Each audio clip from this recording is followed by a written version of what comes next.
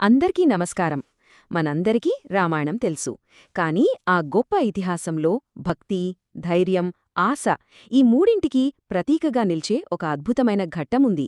అదే సుందరకాండ. సో ఈరోజు మనం దాని ప్రాముఖ్యత ఏంటో కాస్త లోతుగా చూద్దాం. ఇక్కడే మనకు ఒక ఆసక్తికరమైన ప్రశ్నొస్తోంది. రామాయణం అంటేనే రాముడి కథ. మరి అలాంటి ఇతిహాసంలో అసలు రాముడే కనిపించని ఒకే ఒక్క ఘట్టం అన్నింటికన్నా ప్రసిద్ధి ఎందుకు పొందింది? ఎందుకంత శక్తివంతమైనదిగా భావిస్తారు? ఆలోచించాల్సిన విషయమే కదా. ఈ ప్రశ్నకు సమాధానం తెలుసుకోవాలంటే మనం కొన్ని విషయాలు చూడాలి. ముందుగా రామాయణంలో దీని స్థానమేంటో చూద్దాం. ఆ తర్వాత హనుమంతుడి సాహసయాత్ర గురించి మాట్లాడుకుందాం. అసలు సుందర అని పేరెందుకొచ్చిందో తెలుసుకుందాం. ఇక దీన్ని పారాయణం చేస్తే ఎలాంటి అద్భుత ఫలితాలొస్తాయంటారు అది కూడా చూద్దాం. చివరగా ఇది మనకిచ్చే సందేశమేంటో ఆలోచిద్దాం. సరే, మొదలు పెడదాం.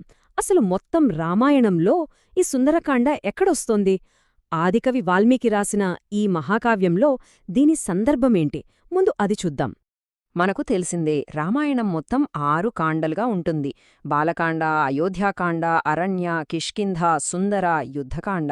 ఇలా ప్రతీదీ కథలో ఒక ముఖ్యమైన దశ. వీటిలో సుందరకాండ 5వది.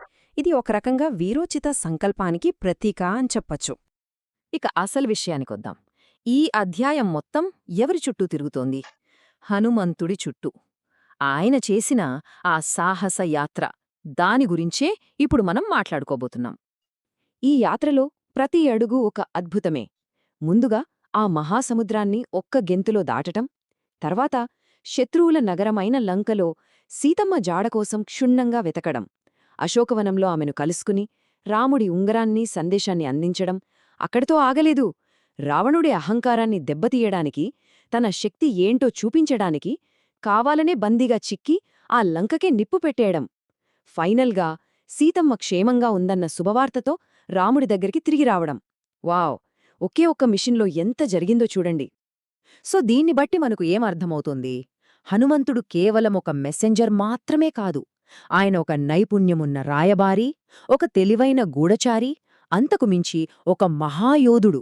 ఈ మిషన్కి ఆయనే పర్ఫెక్ట్ ఏజెంట్ అని నిరూపించుకున్నాడు. సరే, ఇంత యాక్షన్, ఇంత టెన్షనున్న ఈ ఘట్టానికి సుందరకాండ అని పేరెందుకు పెట్టారు? సుందరమంటే అందమైనది అని కదా అర్థం. దీని వెనక ఉన్న కారణాలు కూడా కథంత లోతైనవి. అసలు విషయం ఏంటంటే, ఇక్కడ సుందరం అనేది ఒక్క విషయానికి సంబంధించింది కాదు. వాల్మీకి రాసిన కవిత్వం ఎంత అందంగా ఉందో దాన్ని సూచిస్తుంది. కథలో జరిగిన సంఘటనలు ఎంత అద్భుతంగా ఉన్నాయో వాటి అందాన్ని చెబుతుంది. అన్నింటికన్నా ముఖ్యంగా హనుమంతుడి మిషన్ సక్సెస్ అవ్వడంతో వచ్చిన ఆ అందమైన, ఆశావాహమైన ఫలితాన్ని ఇది కీర్తిస్తుంది. అందుకే ఇది సుందరకాండ. ఇంకో చాలా ఆసక్తికరమైన విషయమేంటంటే, బ్రహ్మాండ పురాణం సుందరకాండాన్ని బీజకాండం అంటుంది. అంటే సీడ్ కాండ అనమాట. మొత్తం రామాయణమనే మహావృక్షానికి ఈ ఒక్క అధ్యాయమే విత్తనం లాంటిది. అంటే మొత్తం కథ యొక్క విజయం, శుభం అన్నీ ఈ ఒక్క చాప్టర్లోనే దాగి ఉన్నాయని అర్థం. ఇక కథపరంగానే కాదు, ఆధ్యాత్మికంగా కూడా సుందరకాండకు చాలా ప్రాముఖ్యత ఉంది. దీన్ని కేవలం ఒక కథలా కాకుండా ఒక పవిత్ర గ్రంథంగా భావిస్తారు. దీన్ని పారాయణం చేస్తే, అంటే చదివినా లేదా విన్నా అద్భుతమైన ఫలితాలు వస్తాయని ఒక గట్టి నమ్మకం.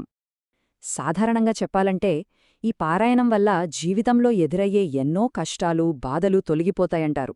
అనారోగ్యాలు నయమవుతాయని, భయాలు పోతాయని, మానసిక ప్రశాంతత లభిస్తుందని నమ్ముతారు.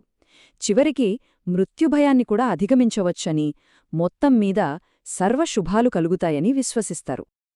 ఇక్కడ ఈ నెంబర్ చాలా కీలకం, 68. ఎవరైనా సరే ఒక స్పెసిఫిక్మైన కోరికతో, ఉదాహరణకు వివాహం కావాలనో, సంతానం కలగాలనో 68 రోజులపాటు దీన్ని శ్రద్ధగా పారాయణం చేస్తే వారి కోరిక నెరవేరుతుందని చాలామంది గట్టిగా నమ్ముతారు. అంతేకాదు, ఇంకాస్త వివరంగా చూస్తే ఇందులో ఒక్కో ఘట్టానికి ఒక్కో ప్రత్యేక ఫలితముంటుందని చెబుతారు. ఉదాహరణకి అంగుళీయక ప్రదానం అనే ఘట్టముంది. అంటే హనుమంతుడు రాముడి ఉంగరాన్ని సీతకు ఇవ్వడం. ఇది చదివితే మనం మొదలుపెట్టిన పనుల్లో విజయం వస్తుందట. అలాగే లంకాదహనం ఘట్టం పారాయణం చేస్తే ఇంట్లో, వ్యవసాయంలో అభివృద్ధి ఉంటుందని నమ్మకం. ఇక కింకరవధ శత్రువులపై విజయాన్నిస్తే సీతాహనుమ సంవాదం అంటే వాళ్ళిద్దరి మధ్య సంభాషణ విడిపోయిన బంధువులను తిరిగి కలుపుతుందని అంటారు. ఇక చివరిగా ఇన్ని వందల వేల సంవత్సరాల తర్వాత కూడా సుందరకాండ మనకు స్ఫూర్తినిస్తూనే ఉంది. దీని వారసత్వం ఎప్పటికీ తరగనిది. అది ఎలాగో ఇప్పుడు చూద్దాం. సుందరకాండ మనకిచ్చే అసలైన సందేశం ఇదే. అచంచలమైన విశ్వాసం, అసాధ్యమైన పరిస్థితుల్లో కూడా వెనక్కి తగ్గని ధైర్యం, నిస్వార్థమైన భక్తి, ఈ మూడూ ఉంటే ఒకే ఒక్క వ్యక్తి కూడా అసాధ్యాన్ని సుసాధ్యం చేయగలడు. ఎంత నిరాశలో ఉన్నా ఆశను బ్రతికించగలడు. దీనికింతకన్నా గొప్ప నిదర్శనం ఉంటుందా? ఇదంతా మనల్ని ఒక చివరి ప్రశ్న దగ్గర నిలబెడుతుంది. హనుమంతుడు మనకు చూపించిన ఈ విశ్వాసం, ధైర్యం, భక్తి, ఈ గొప్ప గుణాలని మన జీవితాల్లోకి ఎలా తెచ్చుకోవాలి? మన సొంత సవాళ్లను ఎదుర్కోవడానికి, మన లక్ష్యాలను చేరుకోవడానికి ఇవి మనకెలా సహాయపడతాయి? దీని గురించి ఆలోచిస్తూ ముగిద్దాం.